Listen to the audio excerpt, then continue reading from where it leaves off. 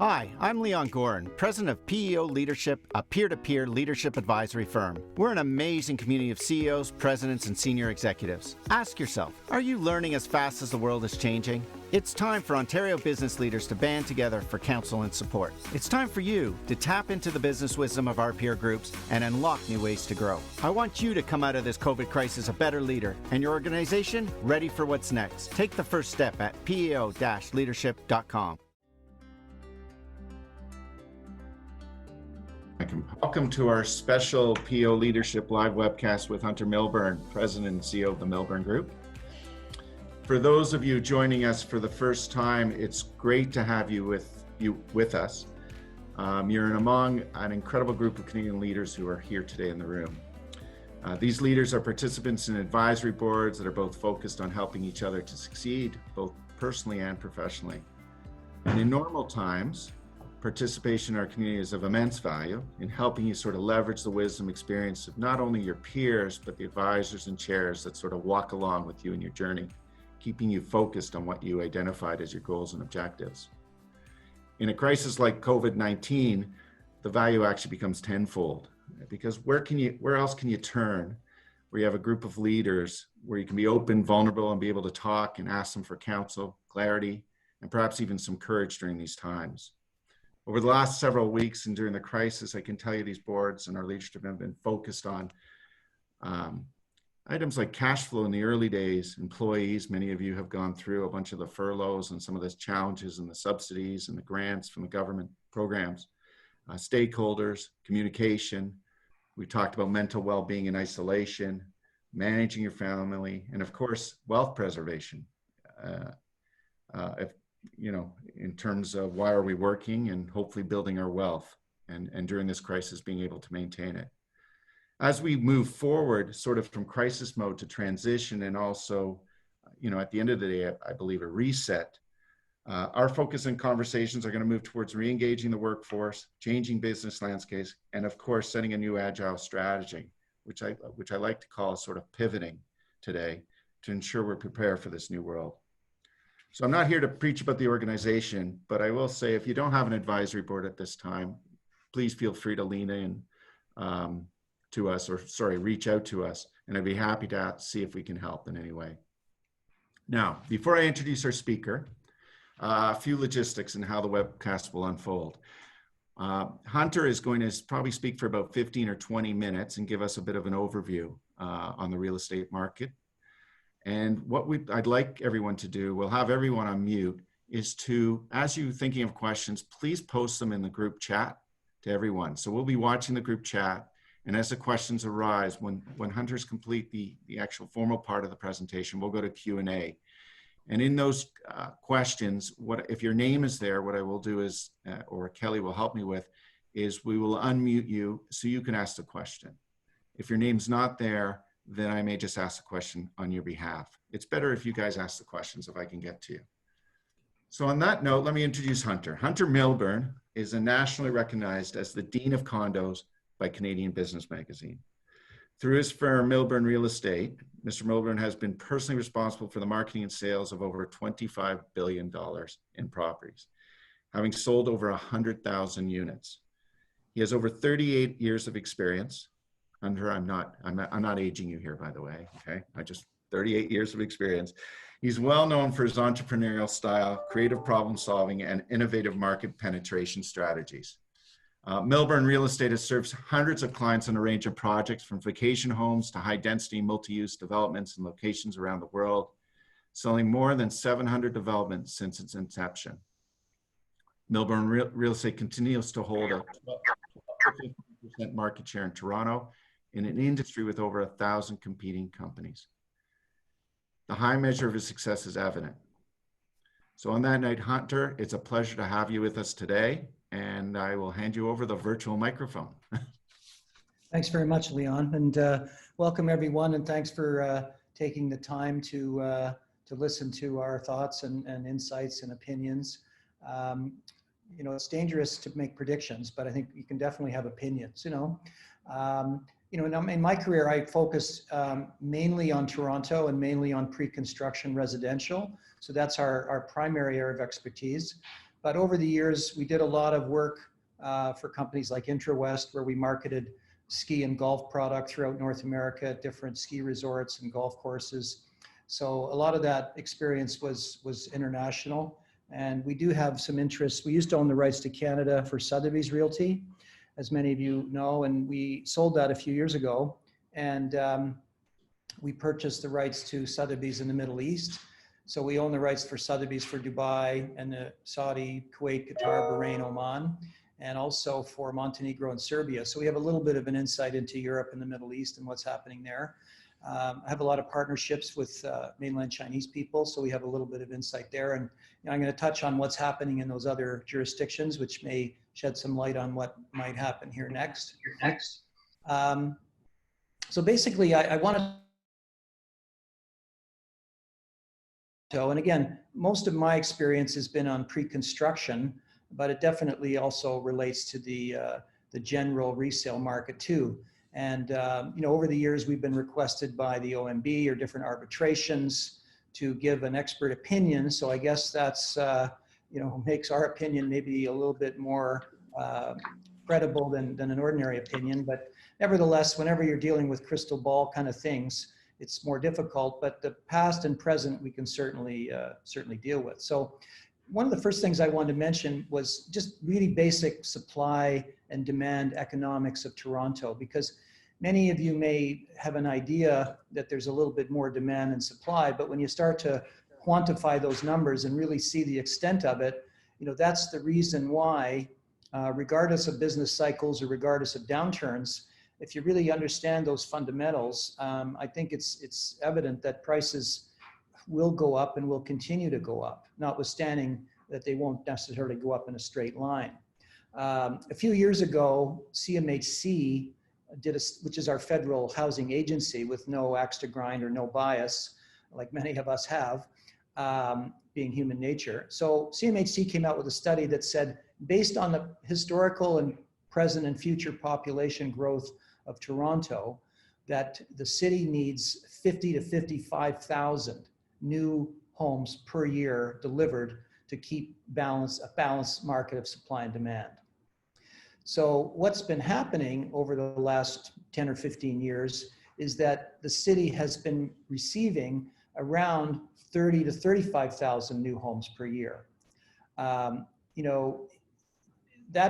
35,000 top number was, let's say, 2017, which was a record year of volume. And then in 2018, it was down to 22,000. So those are sales, those aren't deliveries, but then they translate into deliveries 3 to 4 years later. So one of the things that happened that, is something that's on everybody's radar to a certain degree, but even the impact of it at the time that it happened and later on was not really, significance of it wasn't felt by me. But in 2005, when the province decided that, you can't keep having this sprawl and continuing to eat up the province's farmland with subdivisions, so they created the Greenbelt. So they basically one day froze about 800,000 acres of potential development land in the Golden Horseshoe in a big U shape all around Toronto. So the effect of that was, because you have lake to the south, and now you have to the north, east, and west a Greenbelt, you had the effect of making Toronto an island. And we often use these analogies in our presentations in terms of the long run effects of supply and demand and what that's going to happen. In fact, CIBC came out for the study in 2012, after the effects of that Greenbelt had been in effect for 7, 8 years, and basically said that the most expensive real estate in the world were the islands, Singapore, Hong Kong, Manhattan, because you had this very limited supply and very strong demand. And their opinion was that basically the Greenbelt had the effect of creating Toronto as an island, because there was basically a very severe and restricted 905 development. So you were either in 416 or 705, if you can make the area code analogy. So pre-2005, if the total annual supply of new homes was around 35,000, about 2/3 to 75% of those homes were low-rise, single family, townhouses, basically ground oriented.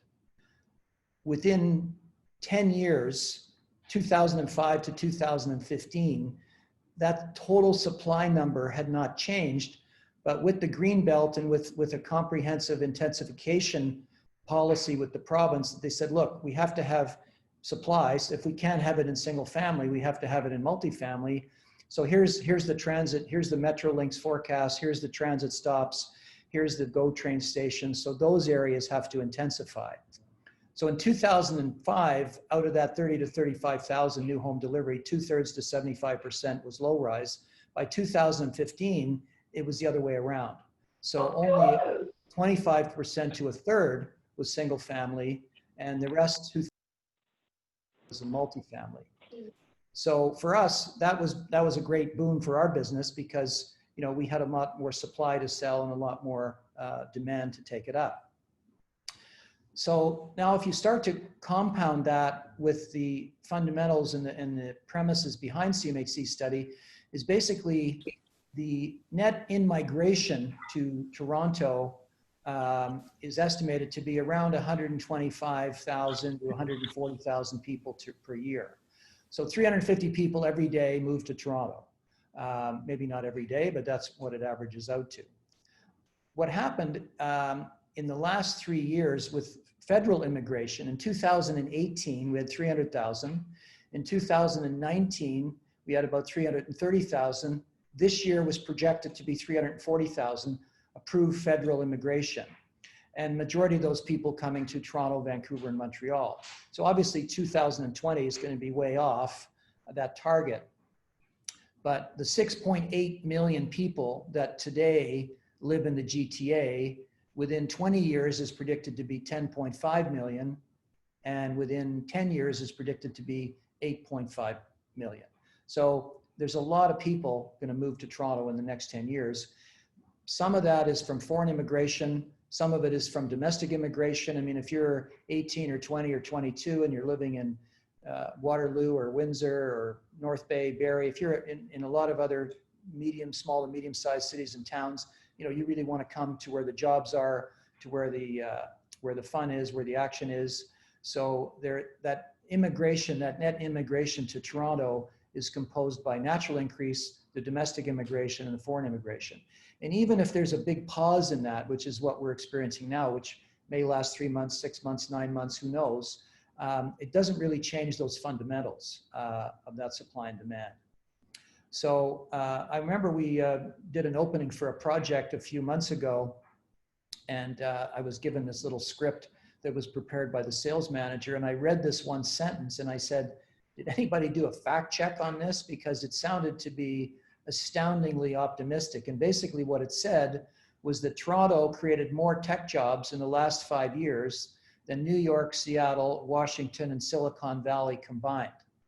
And they did their fact check and it turned out to be true. But to me, even being an industry expert or so-called, something like that was really kind of an astounding thing. And, the mega projects that you have coming downtown, we have Google, the new city that has hired us to help them with their plan. There's East Harbor, which was that old Lever Brothers factory down by the BMW dealership and Don Valley Parkway. That's 12 million square feet of commercial and retail, no residential, with about 70,000 jobs.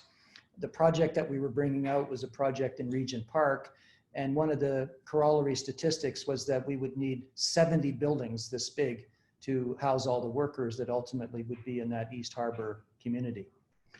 So basically, the fundamentals of Toronto are excellent. They're not going to go away. They're not going to change. North America's 4th largest city, inching ahead of Chicago a few months ago, Toronto is also the fastest growing large city. The other thing that happened was that there was a study done by a company called Ryder Levitt Bucknell, which was a cost consultant, much like a Finnegan Marshall or Altus Hellier, Pelican Woodcliff, but more international based. And they have a study, they do it twice a year, called the King of Cranes. And they've done it for 10 or 12 years. And what they do is they analyze how many cranes there are in the top 14 cities in North America. And, you know, where do they stand? Well, for the last 10 years, it's been a kind of a one-sided race. It's basically like the Olympic athletes running against the high school athletes. So in those 14 cities, there were 455 cranes. And in Toronto, this was for last year, there were 121, which was just under 30% of the 14 cities' cranes were in Toronto.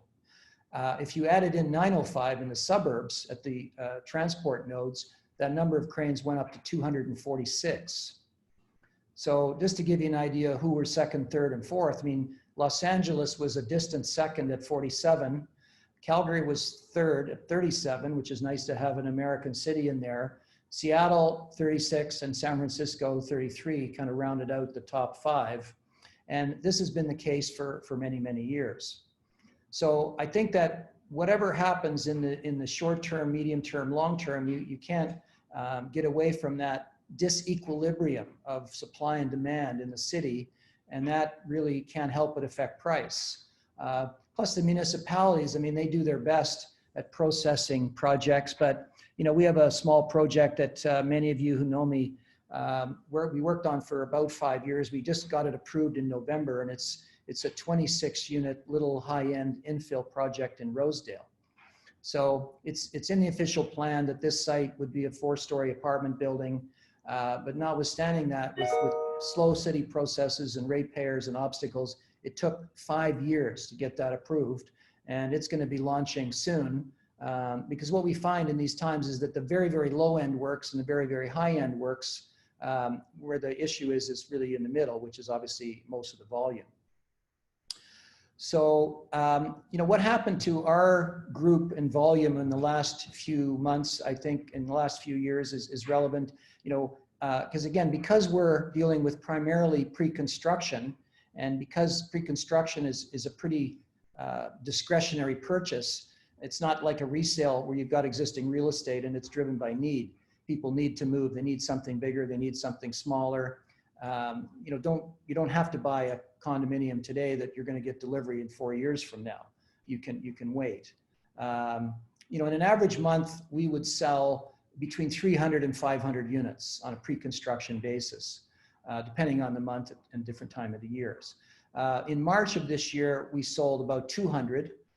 We had 3 or 4 projects that did well. We had sales offices that were closed for renovations that reopened. We did 1 launch that did probably about 50% of what we would have expected it to do under normal circumstances, because we had to switch right in the middle of the launch from a completely contact-based and event-based program to a digital and social distancing type of situation. So in April, I'm thinking that we're probably going to sell maybe 75 to 100 units. So it's probably down 75%, which I think in the resale market, volumes that I'm hearing are down about 25 or 30% because it's more need driven. As far as occupancies are going and construction, I mean, the projects that are almost finished, like we're occupying a few projects now. One is called the Brit, which was the old Sutton Place. One is 11 Wellesley, which is a 600 unit building at the southwest corner of Yonge and Wellesley. And we have a 2-tower project called Supersonic at Don Mills Road in Eglinton. So all of those projects are in occupancy, and supply chains really aren't that affected. They're going to be a little bit delayed, primarily because, you know, the workforces are maybe at about 75% capacity because some people aren't coming to work.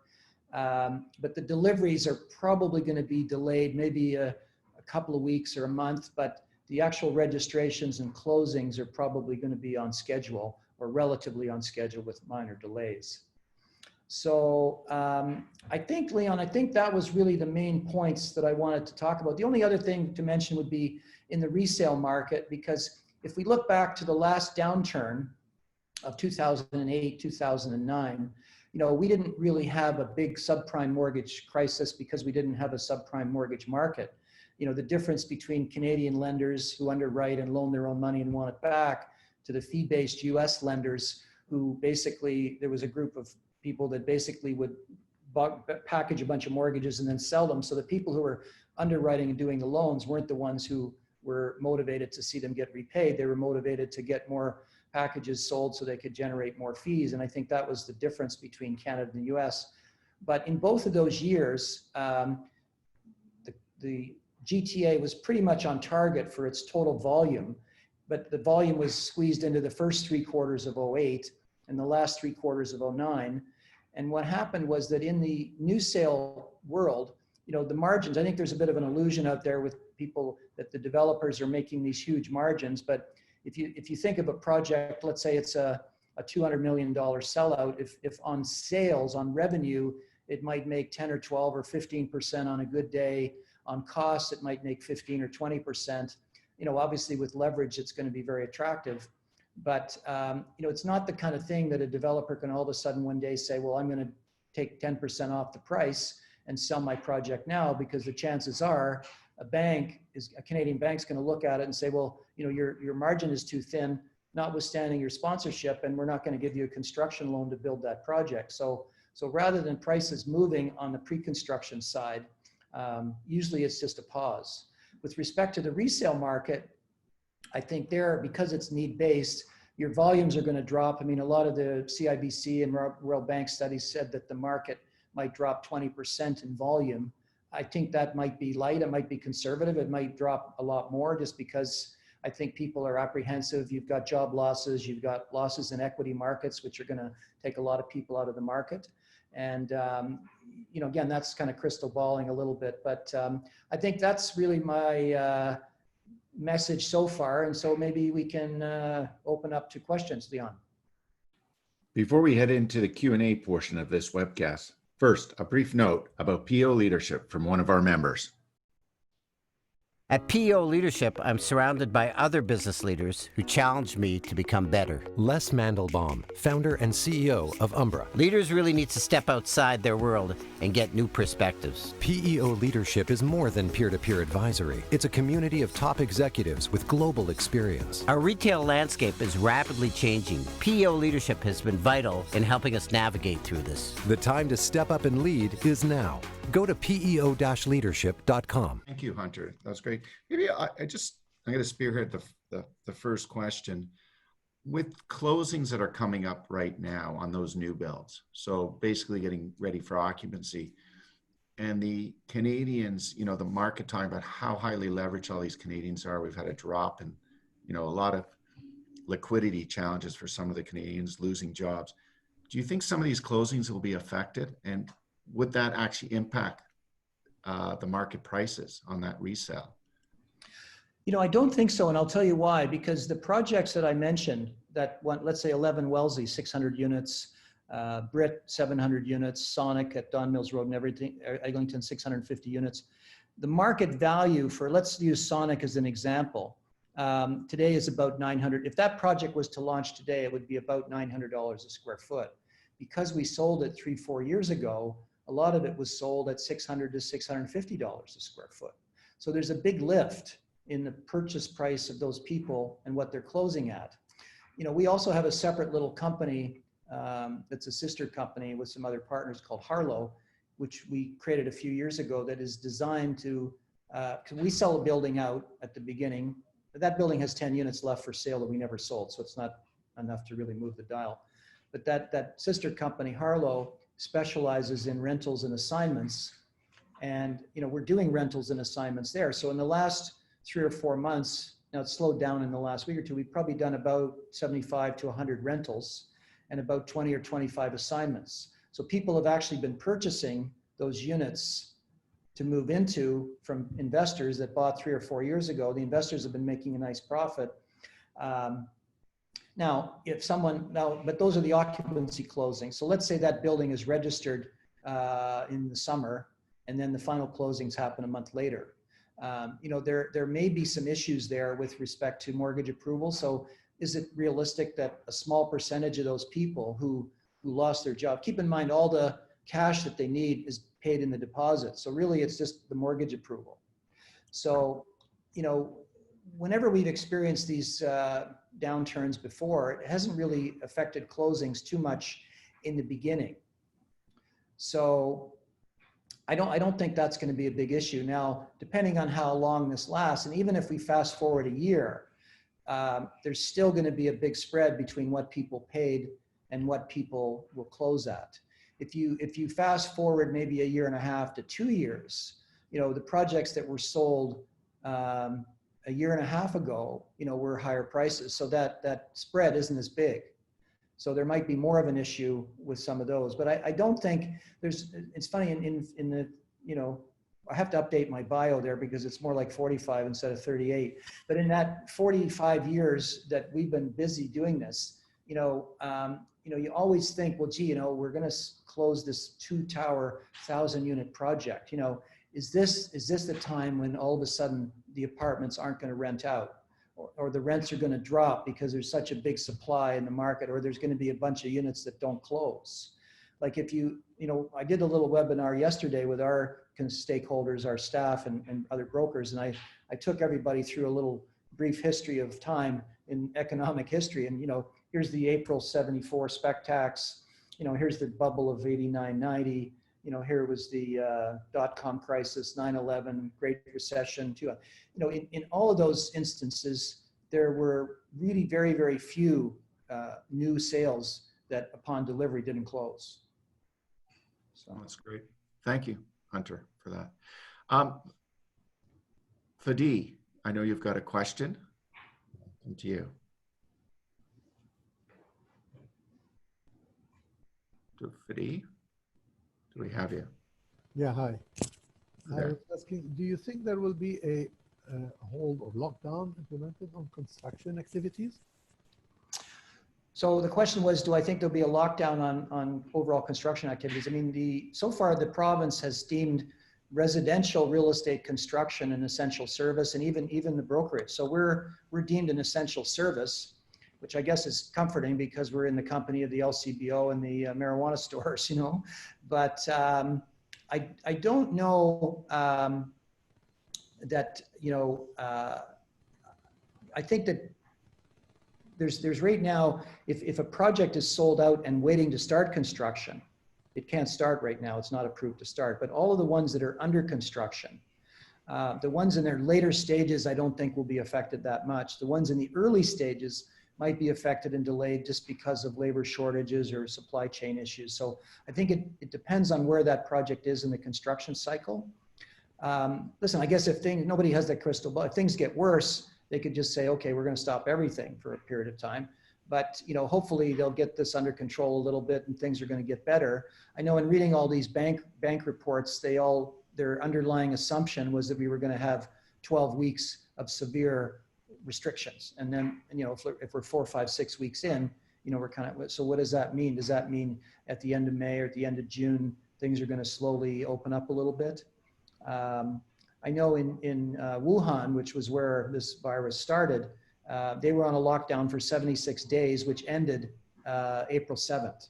So things have started to get back to normal there.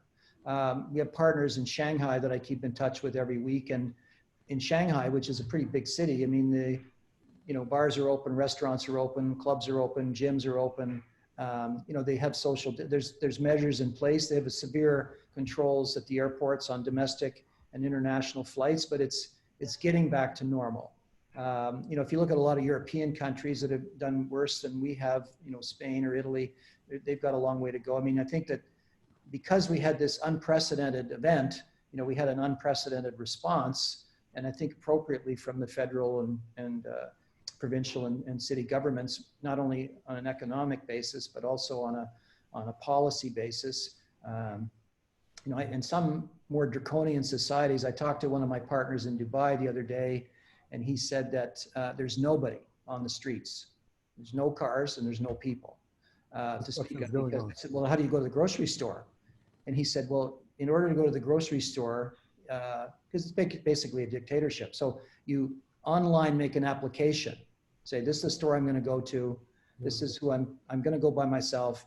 This is my license number. I'm going to leave at this time. I'm going to be there this long, and I'm going to be home by this time. So it's a pretty draconian set of rules there, but maybe that will mean that their whole situation gets better quicker. I'm not sure. But you know, no, this is really an unprecedented situation. So everybody's kind of guessing. But I think with respect to the construction, I think that definitely the residential construction will continue, and you know, the effects will be much less on the projects that are more advanced. Okay, thank you. That's great. Hunter, as I'm waiting for some questions, you talk Toronto or GTA area. Do you have any concerns when you look outside of the Toronto areas, of the Montreal, the Vancouvers, any other cities that you would be concerned about? Well, listen, I think if you look at the Alberta city, because oil price is, you know, I mean, oil prices are projected to average $30 for the last, you know, for the rest of this year. So that's not good news for the Alberta industry. It's not good news for the Canadian dollar. You know, maybe the silver lining on that is that because the Canadian dollar is 7 to 10% off its pace. I think yesterday was $1.41. You know, there may be more investments because the world pretty much functions in US dollars. But I think that, you know, it's hard for me to comment on what's going to happen in those other cities. But, you know, one of the messages that I said yesterday was that, you know, fiscal policy is federal. I mean, and same with monetary policy. So the US, and like it or not, Canada follows the Fed, right? So the Fed decides this is what we're going to do. Canada says, okay, me too. And for all of those other cities on the Crane study, everywhere else in North America except Toronto, I mean, we are so lucky, I think, to live in Toronto for many reasons, both economic and social.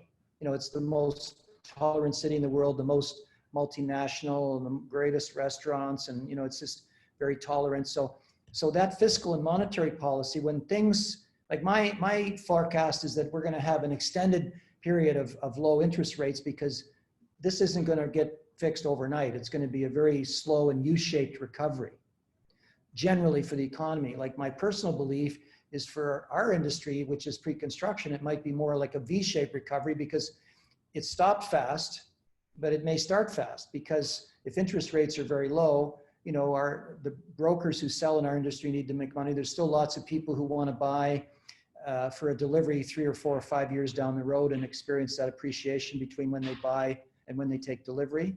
So I don't know that I can comment too much on how it would affect the other cities, but I think in a negative way, but I think that what it'll do is that fiscal and monetary policy that's federal, when we are starting to come out of this, is really going to affect Toronto's economy and real estate market in a very positive way, because Toronto won't need the stimulus when it comes out, but it's going to get it whether it likes it or not because of the federal policies. Thanks, Hunter. We got a question from Michelle, if we take her off mute.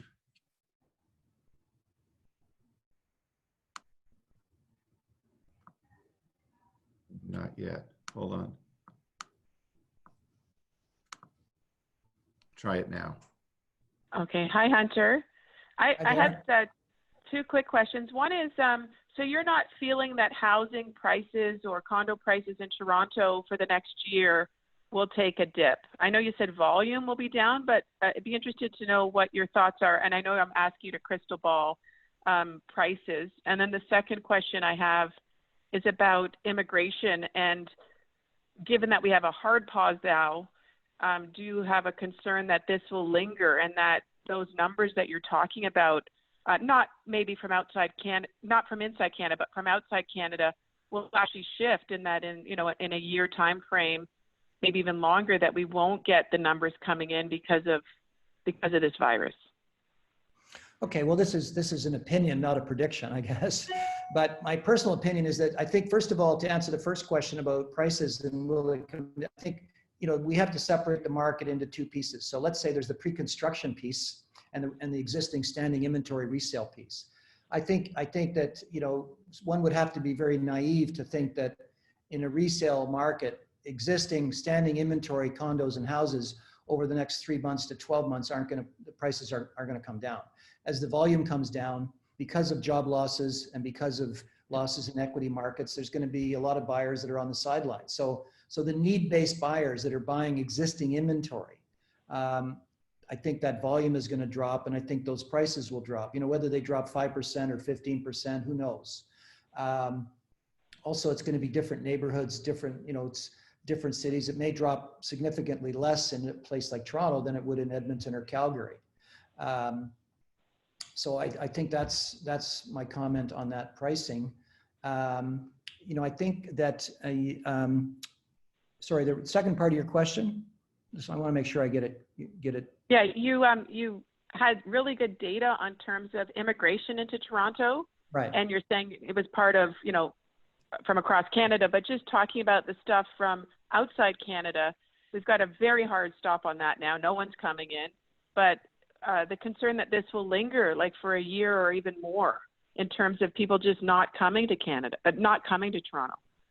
Yeah, but I think, yeah, that's a very good question. But if you think that, you know, the current population of GTA is about 6.8 million. So if immigration stopped, foreign immigration for the next 2 years, if it's 350,000 people a year that we're expecting, and, you know, 100 of those 80 to 100,000 of those people are going to come to Toronto. So let's say there's 200,000 less people come to Toronto for 2 years, 100,000 a year. I think you're still going to get that domestic immigration. I don't really think that's going to move the dial too much in terms of lack of demand, because most of those people that come initially aren't buying right away anywhere. They're going into a rental for 3 or 4 years before they buy later. So my personal opinion is that I think that whether it's 6 months or 12 months or 24 months or 18 months, is that eventually that immigration is going to continue, and that, you know, the contacts and the people that I know in federal governments,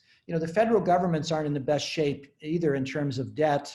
And I think that you're going to see in the next, maybe not starting for another year and a half, I think you're going to see more immigration. I mean, the federal government talked about bringing that immigration up to 400,000 or 450,000. I think you might see more of an immigrant entrepreneur type program come back again and say, you know, bring a couple $1 million to the city or to the country, open up a business, and let's check you out, and then you're going to become a citizen and get a passport. So I think I can see the renewal of some of those programs that we've had in the past. So I think that there's definitely going to be a pause. Nobody knows for how long. I don't think it'll move the dial that much in the overall market, but I think it'll come back stronger when it does come back.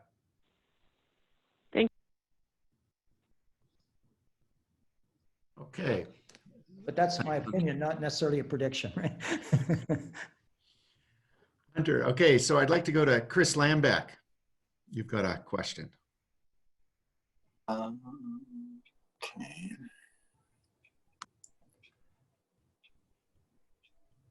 Can you hear me?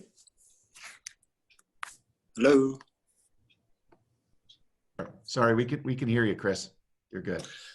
All right. So my question was really how the consequences of the Airbnb inventory, both as it relates to the rental market, but also the valuations. So I saw a map somewhere online that showed all these Airbnb condominiums, or I guess locations, and there seemed to be a lot in the GTA. So, sorry, so the question is how that influenced that inventory of Airbnb, which is no longer as attractive of a revenue source for those folks, how that might influence both the rental market as well as the valuation of real estate properties. Well, okay, that's a good question. There's two things there I think that would come to my mind. Number one is that there was a lot of criticism from politicians and people that, you know, if somebody was using what normally would be a residence, even if it's owned by an investor, it would be rented out to a long-term person. If they're using that for an Airbnb type unit, it takes away some of the rental stock. So that in theory would limit the supply of rentals if there's enough of them and force rents up. You know, if it's now you know, banned, or let's say not operating, you know, there's a lot of small landlords who own 1 unit, 2 units, 5 units, that basically aren't going to have that income to pay mortgages. So, you know, it could affect them. But I think that there's two things. I mean, a lot of municipalities, you know, we sold a building in October, November, out in the West End, on a street called Zora, 36 Zora, around Queensway and Islington, Queensway and Kipling. And we made it Airbnb eligible because in your condominium documents, you can say that a building can be short-term or long-term rentals. What most condominiums say is that you have a minimum of 6 months or a minimum of a year lease. So the other thing is that there's a self-policing issue happening with condo corporations now that basically are banning, or effectively that it was happening a lot of towards the end of last year where building people didn't, there was a lot of pushback from full-time residents where they didn't want people coming in and out like a hotel. So I think that effect could be there, and it would be, but I think that it's again, in the whole scheme of things, I don't know that the supply is enough to make it really that effective. I know one of the things that we're working on right now is in Niagara Falls. Like Niagara Falls is really shut down. I mean, every hotel, I mean, just like everywhere else, but it's a bit eerie there because normally when you go there, you've got, you know, it's 15 million visitors a year. So you've got 1.25 million, whatever, coming every month. And it's a little bit eerie. And we own some commercial properties there, some hotels that are basically shut down. But we also own some development sites, and there's a GO train station in downtown Niagara Falls that right now there's one trip per day, but by the end of the year, Metrolinx has said, look, we're gonna spend $4 million on the GO train station in Niagara Falls, and you know, we're gonna have 11 trips per day round trip. So we own 2 sites right across the street from that GO train station, and one of the plans that we have is to do a 20-story building, about 400 units, and really, whether we partner with Airbnb or basically just have them as a brand partner, is basically let it function, even though it's a residential building with residential cost structure. You know, we will make it function like a hotel, and you know, we're getting a lot of interest in that from different people who want to buy it, because you know, when you do the math, if you rent a building like that for about 150 to 180 days a year, you basically end up really making a great return, a lot more than you would make if you rented it out on a full-time basis. And in the downtown area, it's a little bit, you know, how do I say it polite? It's almost like Tijuana. You know, the downtown area of Niagara Falls is not like Clifton Hill, so it needs rejuvenation. So the city is really behind it. So something like there where you're doing a whole lot of units in one place might make a difference, but I think when you spread it over GTA, it's not going to be that significant. Thank you. Okay, I got another, I think, Airbnb. We got a lot of Airbnb questions here. Comment. This one asked for me to read it. It's from Rubik. It's from Elke. How do you see the risk of rental withdrawals when a landlord knows of the risk of not getting paid? So does that mean that fewer people would buy condominiums to rent because yeah. I think that's what she's Well, going listen, I think that's I mean, I have a number of condominiums, let's say around 30 that I rent out. And so I think, let's call it a middle-sized landlord. I don't own thousands of suites, but more than 3 or 4. So I had two people that didn't pay their rent. They were self-employed, they lost a job. So we're working with them for March. Now, you know, as April, May, June go through, I mean, that number may increase, right?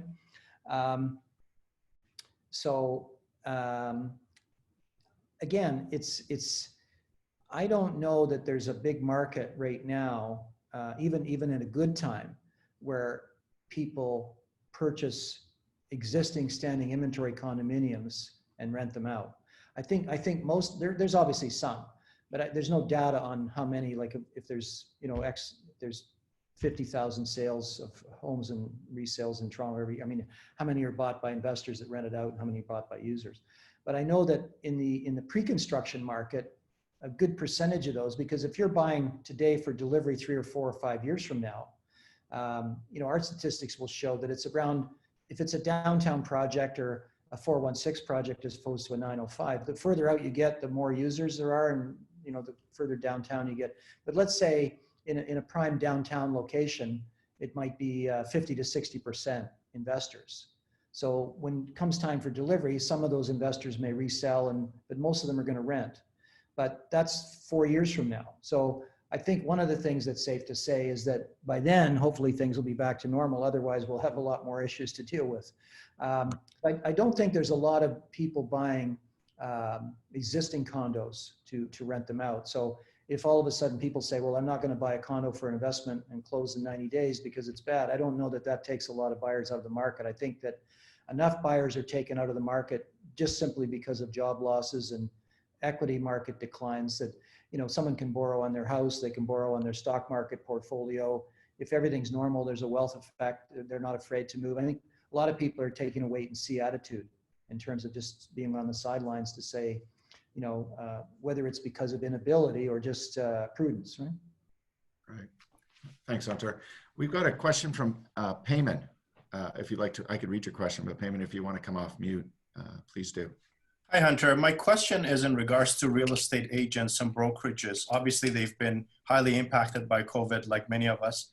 What do you think they should do to come out stronger on the other side?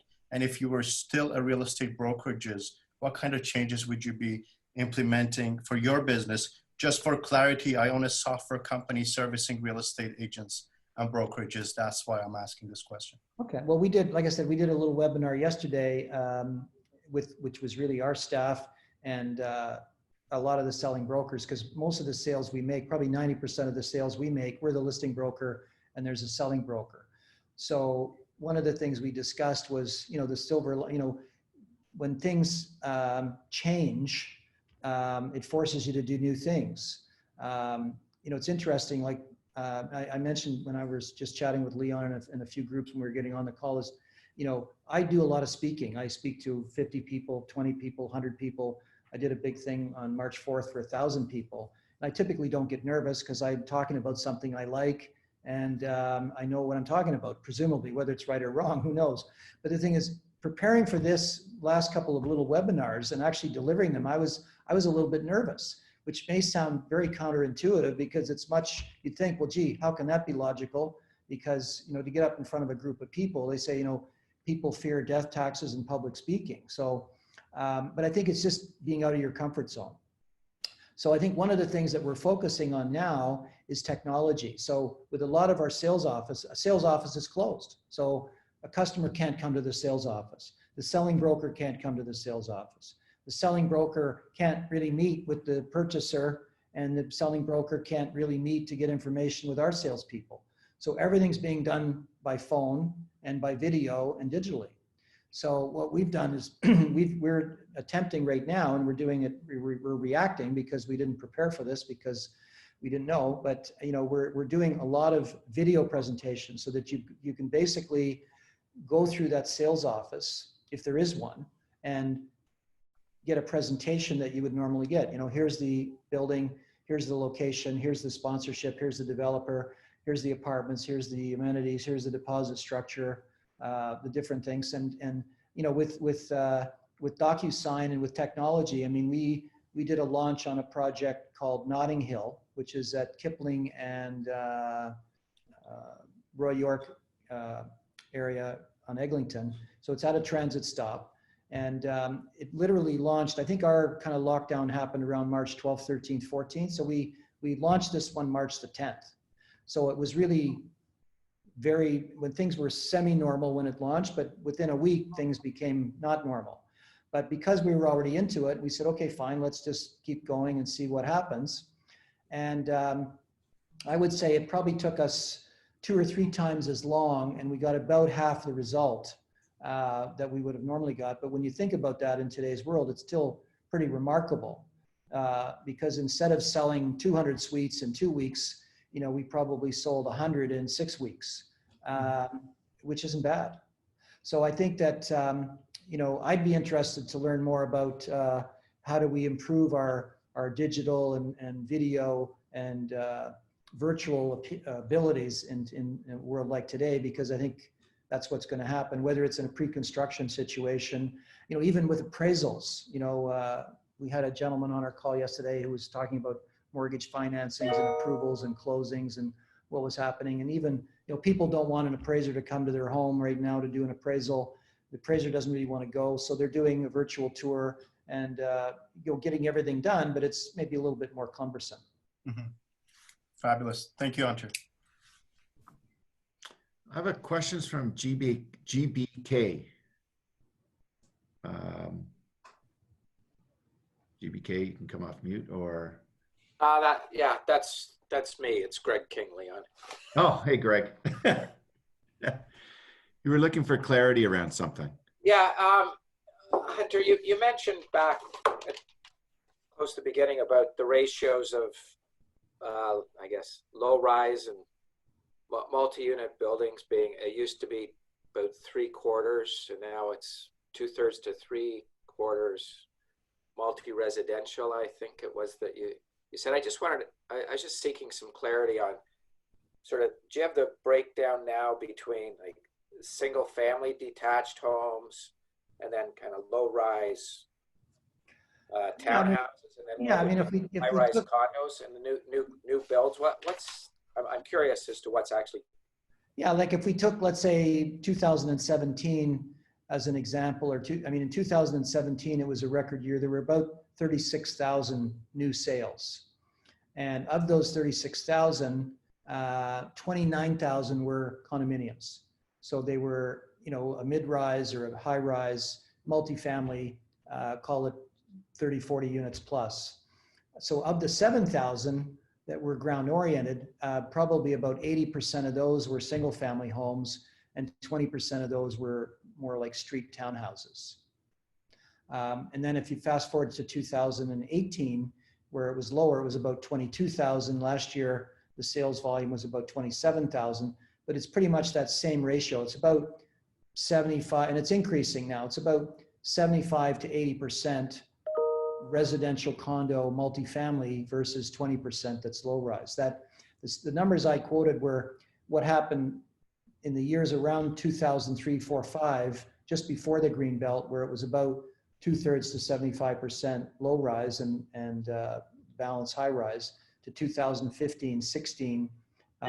So after 10 years of experience that green belt, the total market share flipped from the majority being low rise to the majority being high rise. Right, and then in terms of single family dwellings, that's what percent? Would that be like 5% of the total or something like that? Well, I think, let's say if we take 2017, for example, keep in mind, this is all new sales, right? Brand new construction. So if it was 36,000 in 2017 and 7,000 were low rise homes, and 80% of that was single, so about 5,500 would have been single family. Okay. And the balance, another 1,500 would have been townhouses. So not a lot of low-rise townhouses are being built in Toronto these days. Sorry? Not a lot of low-rise townhouses being built. No, I mean, the townhouse projects that we have, we have 2 for Mattamy and Downsview, and one is 40 units of stacks and the other's 42 units of street towns. We have that project I mentioned, Sonic, we have 22 street towns. We have 15 coming out around Main and Danforth. We sold 32 a few years ago at Bloor and Dundas. I mean, typically they're smaller and they're fewer and farther between. If you get to Markham, now you're going to have, a project, maybe it's 100 townhouses or 150. But it's just that most of the land is zoned and expensive enough that the townhouse, it's difficult for them to work, and they need a higher density. Okay, thank you. Okay, we have another question. Joanna, would you like to ask your question? Yes, hi. So I have a question for anybody out there who has bought themselves a new build but are currently residing in an existing home. And so my question is, do you see the resale real estate market in mid to late 2021, especially for those people like myself who are in a position where they will be closing on their new build at that time and they'll be forced to sell their existing home or maybe keep it as a rental? Where do you see things going in 2021? Okay, well, that's again a prediction with a crystal ball. So, I can give an opinion, but it's difficult to give it a prediction. I mean, my sense would be by the end of next year, things will be pretty much back to normal. So I think that, if you purchased that unit a couple of years ago and you're going to get delivery of it in 2021, you might count on, depending on what stage, if it's half built, it might be 3 months to 6 months late. A lot of these things are late even at the best of times. So that's part of the challenge, is kind of just, if you are moving out of one place and into another, is just coordinating that move so that it matches. But I think that, and again, listen, it depends on the effect of the virus and how quickly, if there's a vaccine, it's kind of over. If there's just controls, then you could have a second wave. I mean, it's hard to say, but I think that, we've got, 7-8 months before the end of this year and another 12 months before the end of next year. So 1.5 years, let's say. And I would suspect and hope that things are back to normal by then. But so I think you'll be fine, but I'm not sure. Great, thank you. That's great. Thanks, Hunter. We had one last question. I think, Fadi, you can close it out with this last question. It's a bit of a crystal ball one, it looks like, too. Yeah, that's more like a crystal ball, of course. Yeah, but I mean, an expert opinion would definitely help. Single homes, again, the same thing, but not coordinating any move or anything. Just what is the status going to be in 2021, given some people might want to be downsizing. Internal immigration might be slowing down because of not many offers and maybe not as many moves. It will always be there. So price-wise, is that still also going to be affected down? Well, I think it depends on the time frame. I mean, I think that, if buyers are on the sidelines, whether it's because of job losses or losses in the equity markets in the absence of a wealth effect, or just staying on the sidelines. I mean, if there's an absence of buyers, that's going to slow down volumes, which really in effect will have a meaningful effect on prices. So, it depends on when somebody wants to sell and do they really have to sell. I had a unit that I don't have to sell, but it's something I bought a few years ago. It has a very small mortgage on it and it has a big equity in it. So I thought, well, I'm going to put it up for sale. And it's a nice downtown building. It's a small 1-bedroom, but in a normal world, that would have sold for about $650,000, maybe around $1,300 a square foot. So I'm going to put it up maybe at closer to 600, maybe 610 or 620, and it's rented. So if it sells, it sells, and if it doesn't, it doesn't. So it's not something that needs to happen. But if I was in a different situation, if I've only got one rental unit and the tenant's not paying the rent and I have to sell it, then I have to basically, it's like a reverse auction. I have to put it on the market and basically wait for bids. And if there's fewer bids or no bids, then I have to make a decision as to what to do. So I wish I could give you a little more definitive opinion even. Thank but you anyway. yeah. That's fair enough. Thank you.